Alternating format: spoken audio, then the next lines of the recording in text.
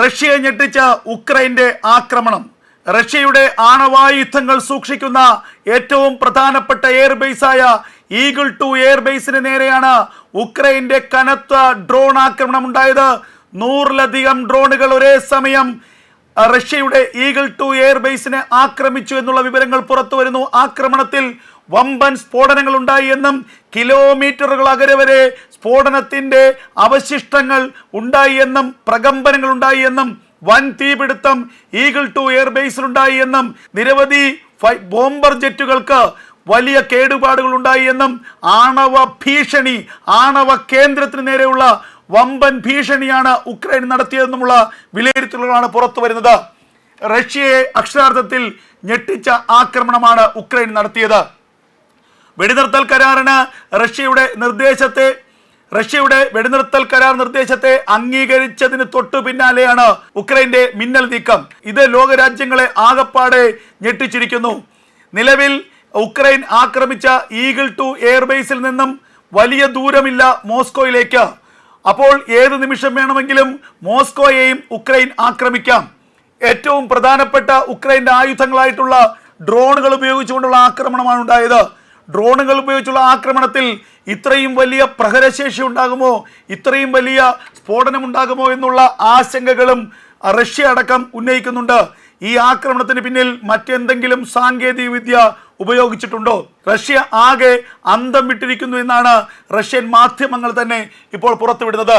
റഷ്യയുടെ പ്രാദേശിക മാധ്യമങ്ങളും റഷ്യയിലെ TV ചാനലുകളും ഒക്കെ തന്നെ പുറത്തുവിടുന്ന ദൃശ്യങ്ങൾ പ്രകാരമാണെങ്കിൽ ആ ഈഗിൾ 2 എയർബേസിന്റെ ആകാശത്ത് വലിയ വലിയ ഭീമാകാരമായ പുകച്ചുരുളുകൾ ഉരുണ്ടുകൂടിയിരിക്കുന്നു.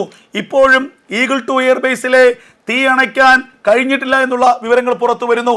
അപ്പോൾ ബോംബറുകൾക്ക് എത്രമാത്രം കേടുപാടുകൾ ഉണ്ടായി എന്നുള്ളത് നമുക്ക് ഊഹിക്കാവുന്നതേ ഉള്ളൂ. അപ്പോൾ ഈ ആക്രമണത്തിന്റെ തീവ്രത അത്രത്തോളം വലുതായിരുന്നു. അതേസമയം റഷ്യ ഈ ആക്രമണം നടന്നു എന്ന് സമ്മതിക്കുന്നുണ്ടെങ്കിൽ പോലും ശക്തമായ തിരിച്ചടി നൽകിയിട്ടുണ്ട് എന്നൊക്കെയാണ് റഷ്യയുടെ പ്രതിരോധ മന്ത്രി പറയുന്നത്. ഉക്രൈൻ്റെ 120 ഡ്രോണുകളെ ഞങ്ങൾ വെടിവെച്ചിട്ടു, ഉക്രൈന് വലിയ നാശനഷ്ടമുണ്ടായി എന്നൊക്കെ. അപ്പോഴും ഉയരുന്ന ചോദ്യങ്ങൾ, ഈ ഈഗിൾ 2 എയർബേസിനെ ഈ ഡ്രോണുകൾ ആക്രമിച്ചതിന് ശേഷമാണല്ലോ പ്രത്യാക്രമണം റഷ്യക്ക് നടത്താൻ കഴിഞ്ഞത്. അപ്പോൾ ഈഗിൾ 2 എയർബേസിന് ചുറ്റും ശക്തമായ റഡാർ സംവിധാനങ്ങളുണ്ട്. ഒരീച്ചയ്ക്ക് പോലും ആ ഈഗിൾ 2 എയർബേസിന്റെ പരിസരത്തേക്ക് വരാൻ കഴിയാത്ത തരത്തിലുള്ള ശക്തമായ പ്രതിരോധ സംവിധാനങ്ങളുണ്ട്. അതിനെയൊക്കെ എങ്ങനെ മറികടന്നുകൊണ്ടാണ് ഈഗിൾ 2 എയർബേസിലേക്ക് ഉക്രൈൻ ഡ്രോണുകൾ ആക്രമണം നടത്തിയത്? സംശയം ഉയരുന്നത് അവിടെയാണ്. അപ്പോൾ ഈ ആക്രമണത്തിന് മുൻപ് ഈ റഡാറുകളെ ജാമാക്കിയിരിക്കുന്നു. അതിനുള്ള സാങ്കേതിക വിദ്യ എന്തായാലും ഉക്രൈനില്ല. അപ്പോഴാണ് ഈ സംശയത്തിന്റെ കുന്തമുന അമേരിക്കയിലേക്ക് നീളുന്നത്. അടുത്തിടെ റഷ്യയും അമേരിക്കയും തമ്മിലുള്ള ബന്ധത്തിൽ വിള്ളലുകൾ ഉണ്ടായിരിക്കുന്നു. പ്രത്യേകിച്ച് ഇറാന് ആണവ സാങ്കേതിക വിദ്യ കൈമാറാൻ റഷ്യ തീരുമാനിച്ചതിന് പിന്നിൽ ഇറാനിലെ ആണവ പരീക്ഷണങ്ങളുടെ ചുക്കാൻ പിടിക്കുന്നത് റഷ്യയാണെന്നുള്ള ആയത്തുള്ള അലി ഖമേനിയുടെ വെളിപ്പെടുത്തലിന് പിന്നാലെ ഒക്കെ തന്നെ റഷ്യയും ഇറാനുമായിട്ടുള്ള ബന്ധത്തിൽ ഉലച്ചിൽ തട്ടിയിരുന്നു. റഷ്യയെ മറികടന്നുകൊണ്ട് ഇറാനുമായി ഒരു സൗഹൃദം സ്ഥാപിക്കാൻ ഡൊണാൾഡ് ട്രംപ് ശ്രമിച്ചിരുന്നു. ആയത്തുള്ള അലി ഖമേനിക്ക് ട്രംപ് തന്നെ നേരിട്ട് കത്തുമെഴുതിയിരുന്നു. എന്നാൽ അമേരിക്കയുടെ ട്രംപിൻ്റെ ആവശ്യത്തെ നിഷ്കരുണം തള്ളിക്കളയുകയായിരുന്നു ആയത്തുള്ള അലി ഖമേനിയും ഇറാനും. അമേരിക്കയുമായി ഒരു തരത്തിലുള്ള ചർച്ചയ്ക്കും താല്പര്യമില്ലെന്നും അമേരിക്കയുമായി ഒരു തരത്തിലുള്ള ആണവ ചർച്ചയും നടത്തില്ലെന്നും ആയത്തുള്ള അലി ഖമേനി പറഞ്ഞു.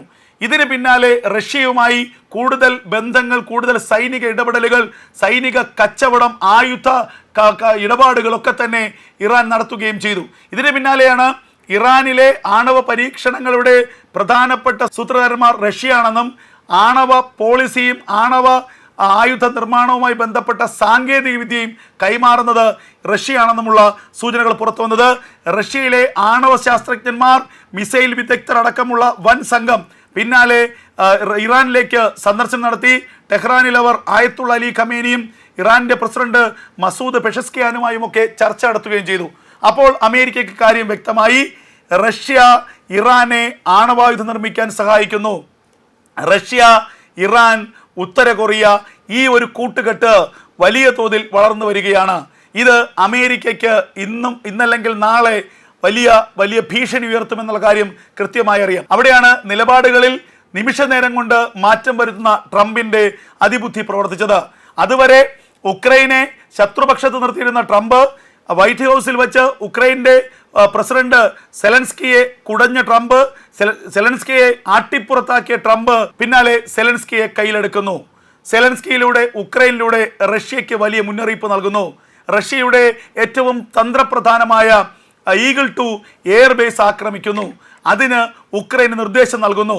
സമാധാന കരാറിന്റെ തൊട്ടടുത്തെത്തിയ പുടിനും സെലൻസ്കിയും ആ നിമിഷം തന്നെ ഉക്രൈൻ നിലപാട് മാറ്റിക്കൊണ്ട് റഷ്യ ആക്രമിക്കുകയാണ്. ഇത് വളരെ കൃത്യമായി പറഞ്ഞാൽ അമേരിക്കയുടെ തന്ത്രം തന്നെയാണ്. ഉക്രൈൻ ഒരിക്കലും സ്വന്തം നിലയിൽ ഇത്തരം ഒരു ആക്രമണം നടത്തില്ല. മറിച്ച് അമേരിക്കയുടെ നിർദ്ദേശപ്രകാരം റഷ്യ ആക്രമിച്ചിരിക്കുന്നു. ഇനി ഇതൊരു സൂചനയാണ്. ഇനിയും ഇറാനുമായുള്ള ആണവ ഇടപാടിന് ആണ് താല്പര്യമെങ്കിൽ, ശ്രമമെങ്കിൽ നേരിട്ടുള്ള ആക്രമണം റഷ്യയിലേക്ക് ഉണ്ടാകും. മോസ്കോ അധികം ദൂരെയൊന്നുമല്ല. ഇപ്പോൾ ഈഗിൾ 2 എയർബേസിനെ ആക്രമിച്ച് തകർത്ത ഡ്രോണുകൾ ഉപയോഗിച്ചുകൊണ്ട് മോസ്കോയെ തകർക്കാൻ കഴിയുമെന്നുള്ള വമ്പൻ സൂചനയാണ് ഇപ്പോൾ ഉക്രൈനിലൂടെ അമേരിക്ക നൽകിയിരിക്കുന്നത്. ഇത് ഒരു പുതിയ യുദ്ധത്തിൻ്റെ തുടക്കമാണ്. ഇതിനെ എങ്ങനെ റഷ്യ പ്രതിരോധിക്കുമെന്നുള്ളതാണ് ഇനി കാത്തിരുന്ന് കാണേണ്ടത്. കാരണം റഷ്യയുടെ ഹൃദയത്തിനേറ്റ, റഷ്യൻ സൈനികരുടെ ആത്മാഭിമാനത്തിനേറ്റ, ആത്മവിശ്വാസത്തിനേറ്റ വലിയ തിരിച്ചടിയാണിത്. അതുകൊണ്ട് റഷ്യക്ക് ഇതിനൊരു മറുപടി നൽകിയേ തീരൂ. എന്നാൽ റഷ്യ ഇനിയും ഉക്രൈനിലേക്ക് ഒരു ആക്രമണം നടത്തിയാൽ സ്വാഭാവികമായും അമേരിക്ക ഇടപെടും. ഇപ്പോൾ നേരത്തെ ജോ ബൈഡൻ ഭരണകൂടത്തിൻ്റെ ആയുധ സഹായത്തിൻ്റെ അടിസ്ഥാനത്തിലായിരുന്നു ഉക്രൈൻ റഷ്യയെ വിറപ്പിച്ചുകൊണ്ടിരുന്നത്.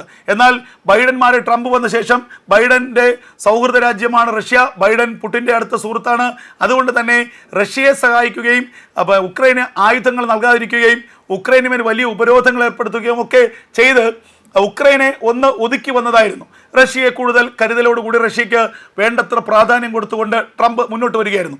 എന്നാൽ ഈ ഇറാൻ വിഷയത്തിൽ ഈ ബന്ധം ആകെ ഉലഞ്ഞു. ഇറാൻ വിഷയത്തിൽ അമേരിക്കയെ പൂർണ്ണമായും തള്ളിക്കൊണ്ട് ഇറാനുമായുള്ള ബന്ധം കൂടുതൽ ദൃഢമാക്കുകയായിരുന്നു റഷ്യ ചെയ്തത്. അതേസമയം അമേരിക്ക അതിന് മുകളിലൂടെ ഒരു പാലമിടാൻ ശ്രമിച്ചപ്പോൾ അതിനെ നിഷ്കരുണം ഇറാൻ തള്ളിക്കളഞ്ഞു. ആ ഇറാന് ആണവ സഹായം നൽകാനുള്ള നീക്കം റഷ്യ ആരംഭിച്ചപ്പോൾ അതിൽ ശക്തമായ ഒരു ഇടപെടലാണ് അമേരിക്ക നടത്തിയത്. അതിൻ്റെ ഒരു പരിണിത ഫലമാണ് ഇപ്പോഴുള്ള ഉക്രൈൻ്റെ ആക്രമണം. എന്തായാലും ഏറ്റവും പ്രധാനപ്പെട്ട എയർബേസാണ്. റഷ്യയുടെ ആണവായുധ ശേഖരത്തിൻ്റെ വലിയൊരു കരുതൽ സൂക്ഷിച്ചിരിക്കുന്ന ഇടം കൂടിയാണ് ഈ പറയുന്ന ഈഗിൾ 2 എയർബേസ് എന്നുള്ള സൂചനകളുണ്ട്. അത്തരത്തിൽ തന്ത്രപ്രധാനമായ ഒരു ഈഗിൾ 2 എയർബേസിലേക്ക് ഉക്രൈൻ നിഷ്പ്രയാസം ആക്രമണം നടത്തിയിരിക്കുന്നു. ആക്രമണത്തിൽ എയർബേസിന് സാരമായ കേടുപാട് ഉണ്ടായിരിക്കുന്നു. വൻ സ്ഫോടനവും തീപിടുത്തവും ഉണ്ടായിരിക്കുന്നു. 60 കിലോമീറ്റർ അകലെയുള്ള കെട്ടിടങ്ങൾക്ക് വരെ ആഘാതത്തിൽ കേടുപാടുകൾ ഉണ്ടായി എന്നുള്ള വിവരങ്ങൾ പുറത്തു വരുന്നു. അടുത്തുള്ള വീടുകളിലേക്കും അപ്പാർട്ട്മെൻറ്റുകളിലേക്കുമൊക്കെ തീ പടർന്നിരിക്കുന്നു.